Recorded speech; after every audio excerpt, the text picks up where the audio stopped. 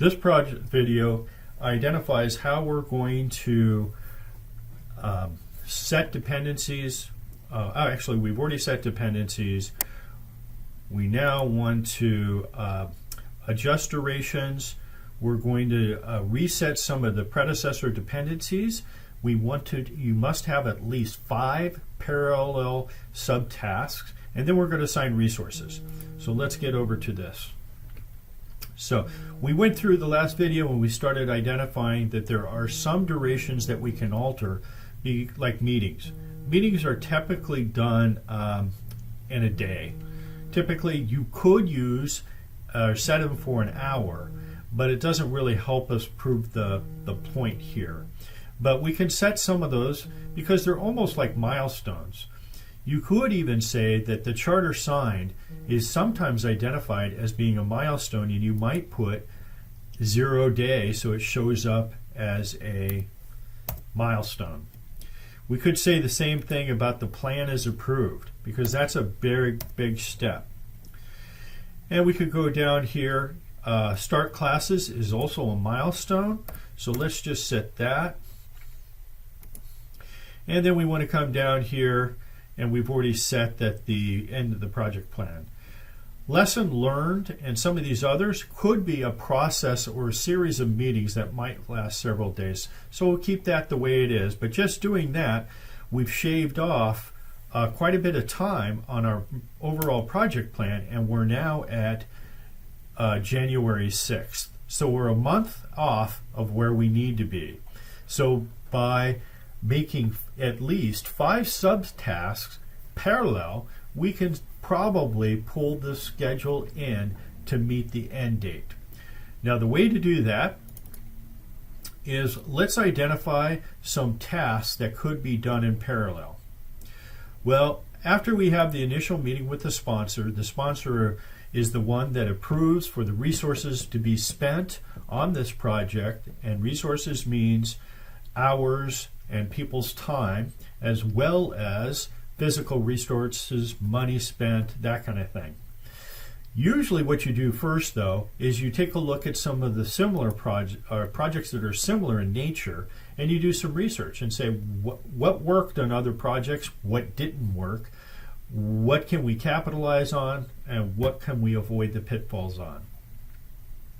As you're doing that, you actually could be also drafting your project requirements.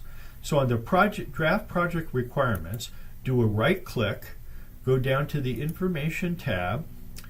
We're going to go over here to predecessors, and over here where it says type and it says finish to start, we're going to click there, and we're going to say this is going to be a start to start.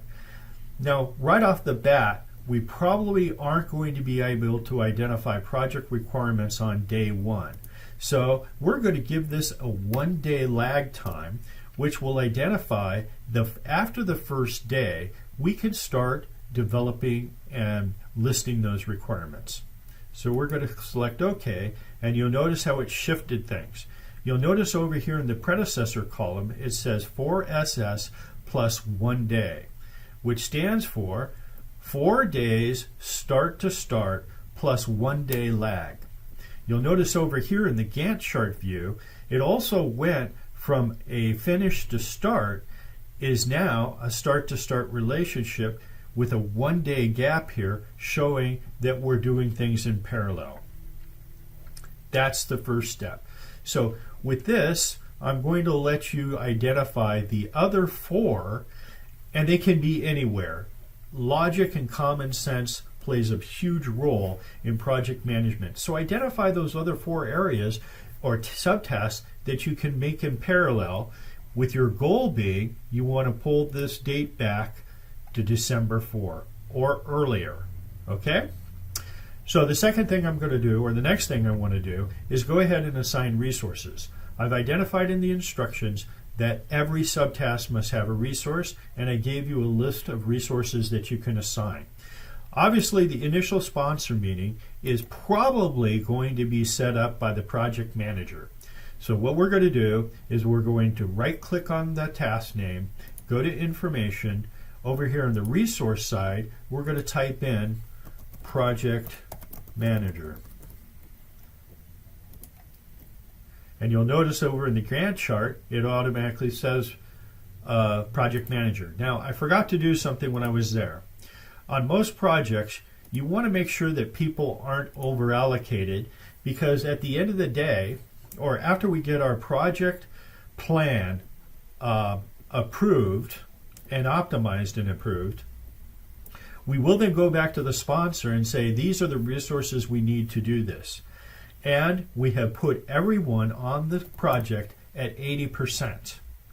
There are times when the project sponsor may say, well, actually, some members of this project don't have 80% to allocate to this project, and he might give us a different number.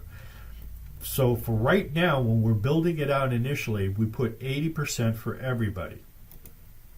Let's go to the second task, which is research similar projects. Let's go to the information. And in this one, let's identify the resources being the project team. And again, we're going to put this at 80%. So you notice that it put project team over here on the bar in the Gantt chart with project team 80%. Now this is all linking together.